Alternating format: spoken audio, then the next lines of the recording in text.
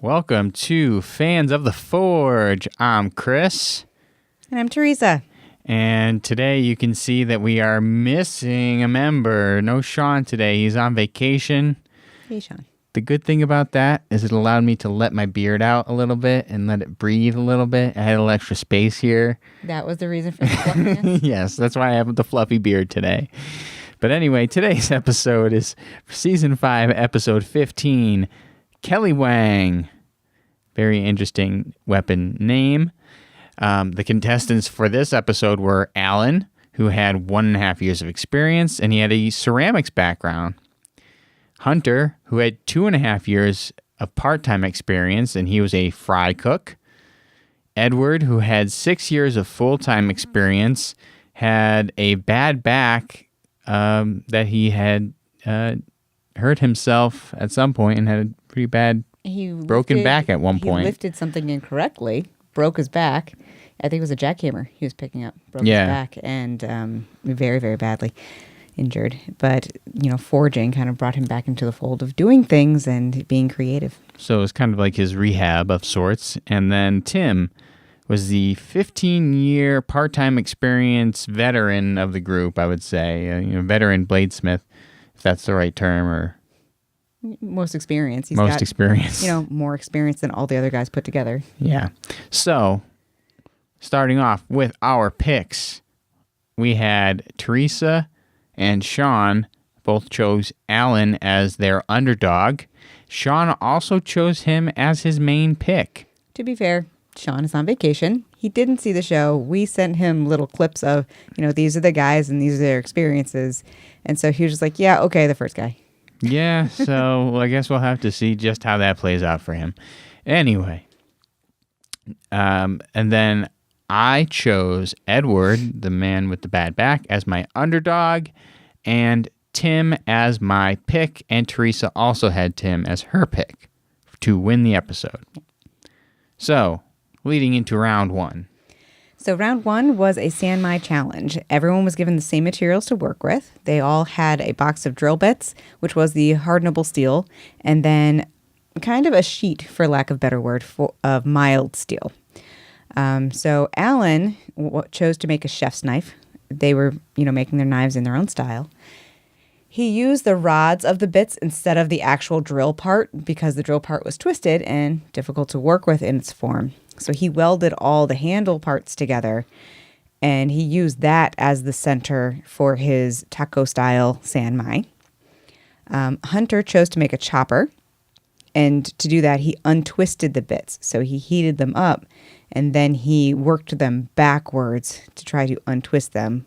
But as you might expect, of course, untwisting wouldn't make just one solid bar. He had to manipulate it. Yeah, according to Ben Abbott, he's tried that in the past as well, trying to untwist a drill bit, and you would think it would just untwist into a straight bar, but it then just bends into all sorts of weird directions, and it is completely unpredictable as how it's going to turn out when you go to actually do it. Yeah.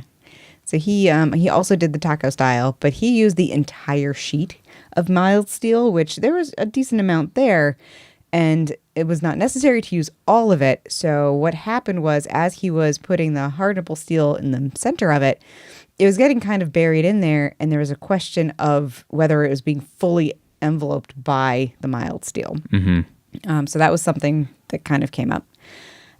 Tim made a sax, and he chose to hammer out the drill bits. So he heated them up and just went to town on flattening them in their spiraled state.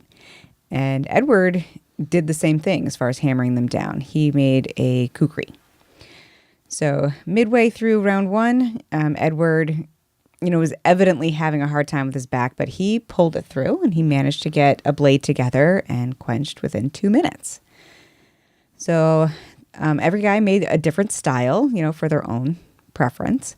And then when they went to go do the judging, each of them had mostly minor things. Yeah. Although Alan's, when he was grinding his blade, he forgot which side was the top side and which side was the bottom side. So his handle was in the wrong direction. It was backwards a little bit. Hunter had something weird going on with the tip, and they were concerned about where the steel was in the center and whether or not the whole entire edge of the blade was actually hardenable steel or if it was kind of buried in there a little bit, which Right. I believe they, when they went into the side room, they found that some of that center part was still the mild steel. Yep.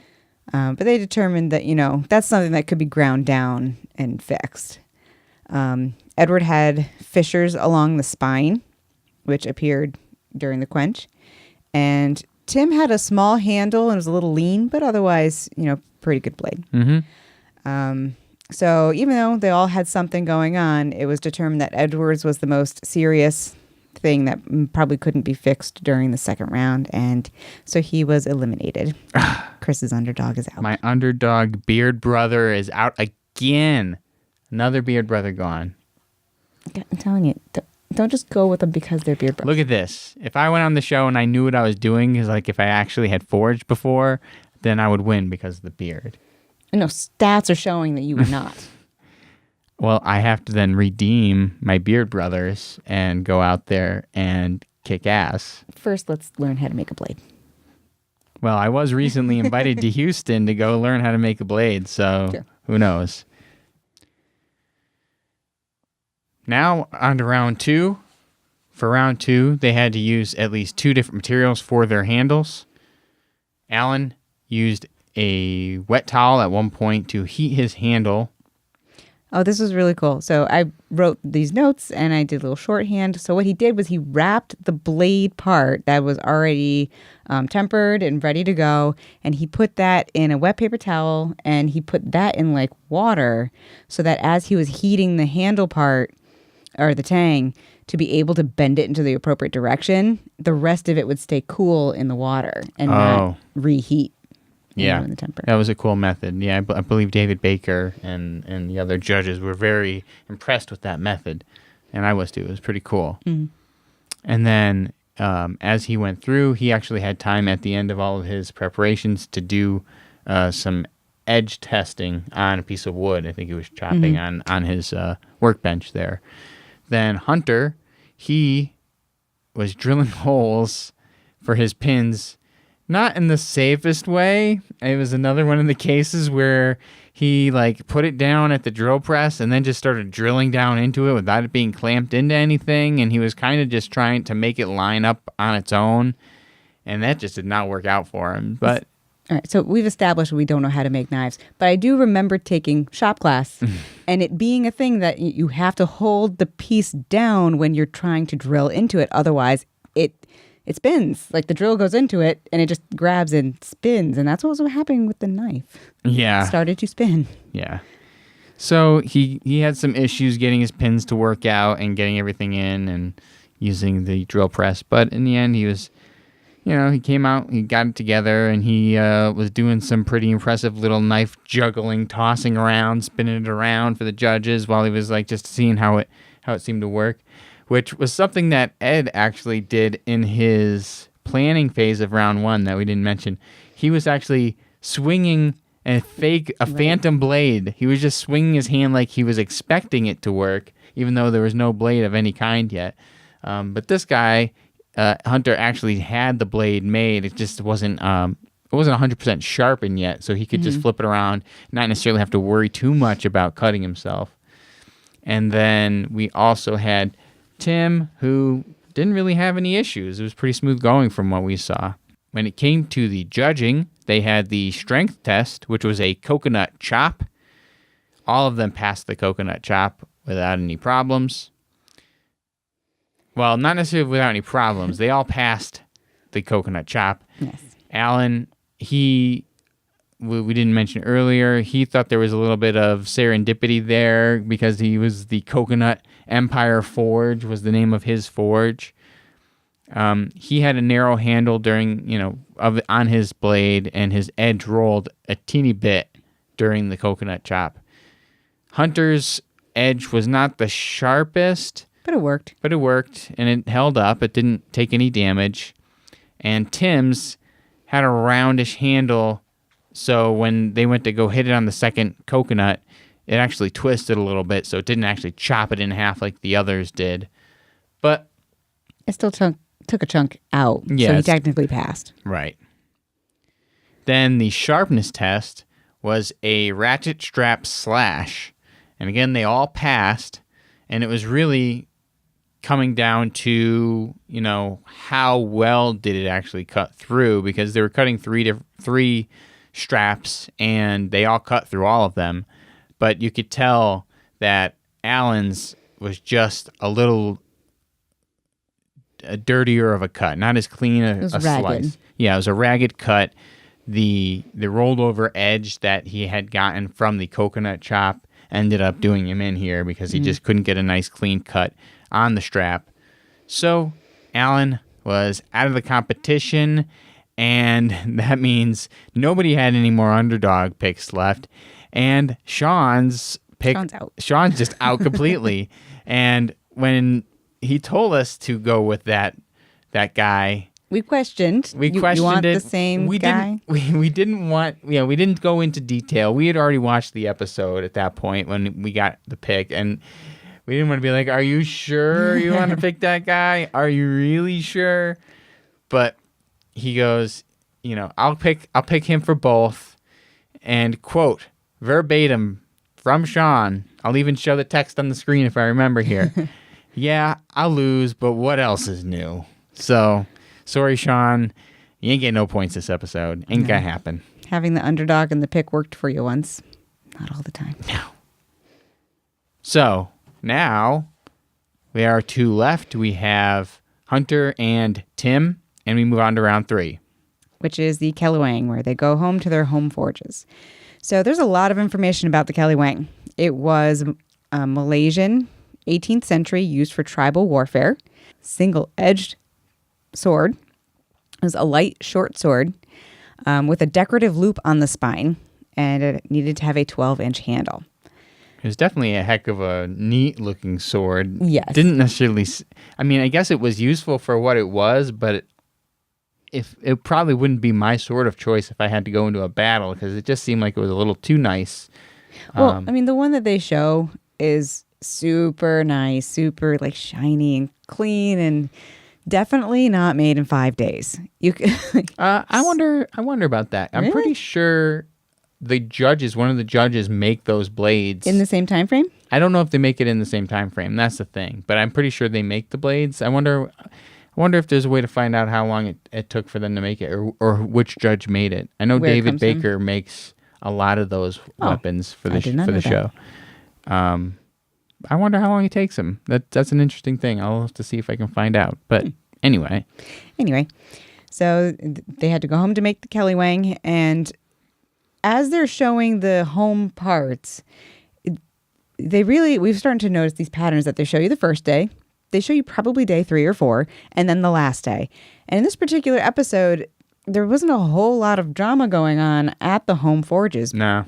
So we got the introduction for Hunter went and made a gomai, and I'm hoping it's a gomai. I had a hard time understanding exactly what he was saying. I did not put on closed captioning as suggested because I didn't want to put forth that effort. I'm sure someone will correct me if I'm wrong.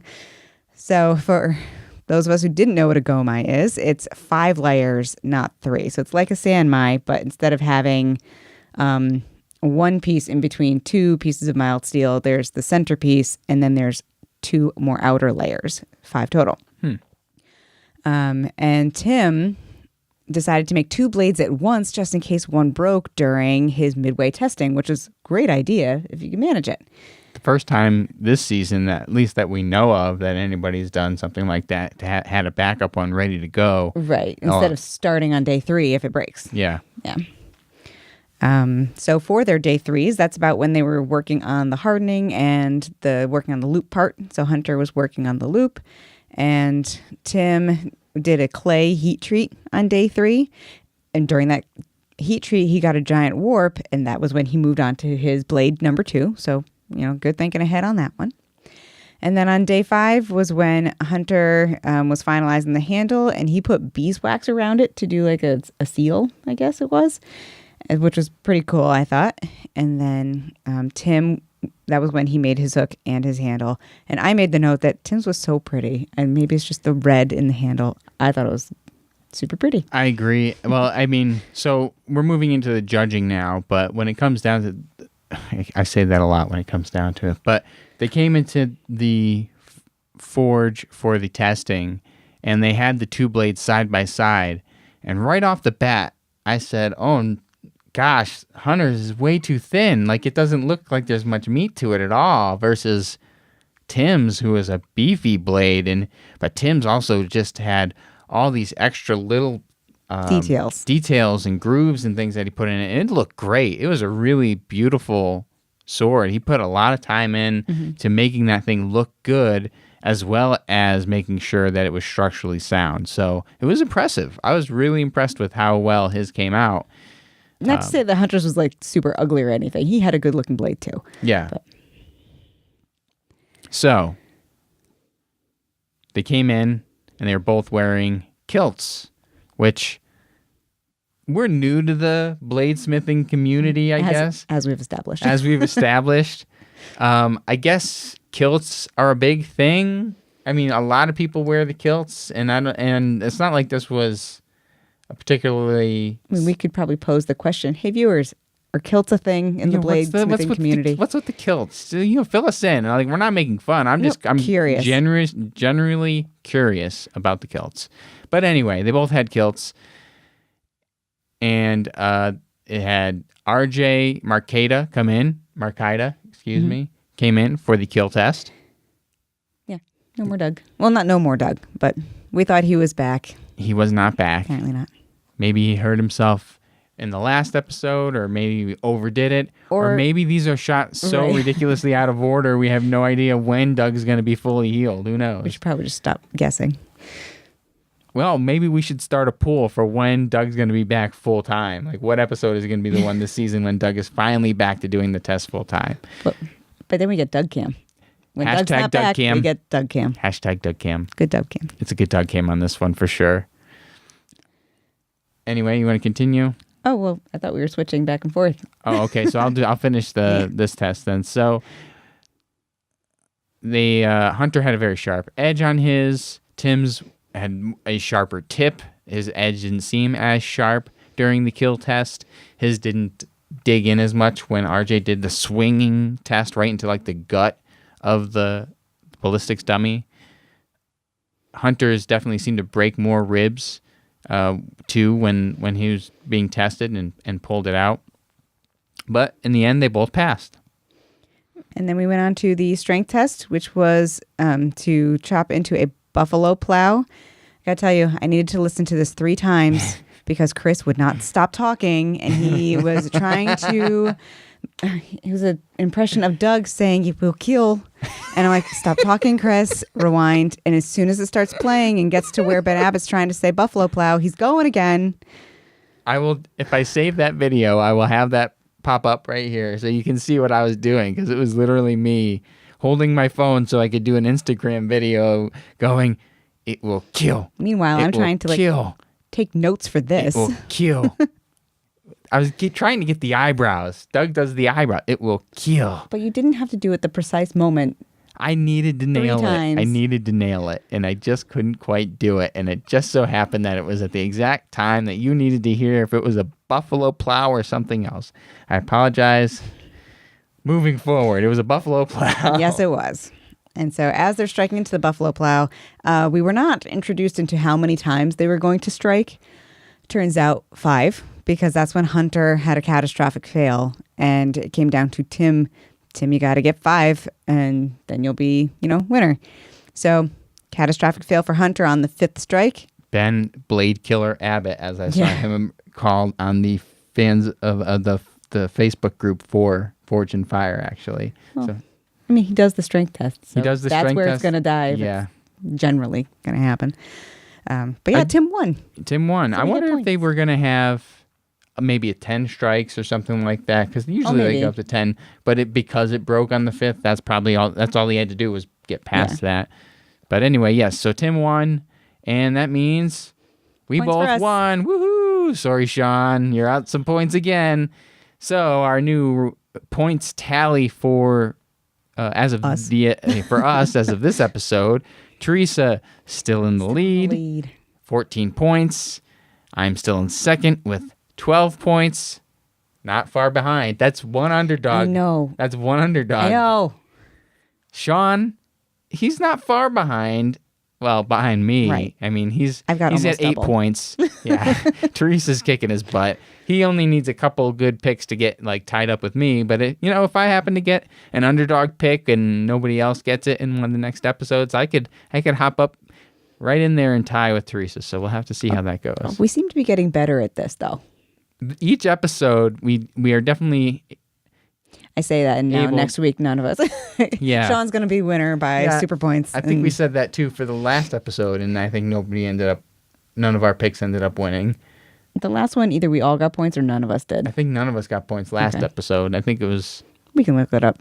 Yeah, doesn't matter.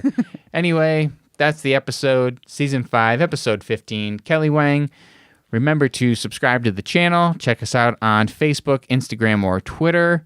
We have gotten a number of new likes on our Facebook page, and some people actually shared links to our videos in the Forged in Fire fan group on Facebook. So, nice. Hey, that was really cool. Thank you guys for doing that. And we've gotten contacted from a few different champions from the show that are interested in being interviewed. So keep an eye out for that. We do have some more interviews coming up. We had a lot of great feedback on the interview we did with Brandon Austin.